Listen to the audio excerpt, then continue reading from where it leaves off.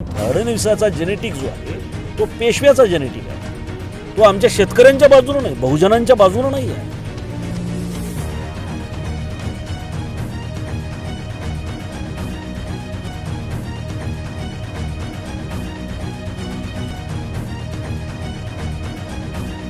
मराठवाड्यामध्ये आता तुम्ही पाहिलंय की या पावसाळ्यामध्ये 63% आमचं शेत हे पाण्यात अतिशय विदारक स्थितीत आहे आणि घरामध्ये पाणी, नाका तोंडात पाणी आमच्या मराठवाड्याच्या शेतकऱ्यांच्या होतं. अशा वेळेला फडणवीस फक्त गप्पा मारतात. कारण फडणवीसाचा जेनेटिक जो आहे तो पेशव्याचा जेनेटिक आहे. तो आमच्या शेतकऱ्यांच्या बाजूने नाही, बहुजनांच्या बाजूने नाही आहे. त्यामुळे आमचं दुःख बाजूने राहणार आणि 100% हा आवाज आम्ही उठवणारा. विरोधकांचा आवाज दाबून टाकण्याचा ते प्रयत्न करीत आहेत, परंतु काँग्रेसचा आवाज ते दाबू शकणार नाहीत आणि याच्या विरोधामध्ये मोठ्या प्रमाणात जनआंदोलन उभं राहील.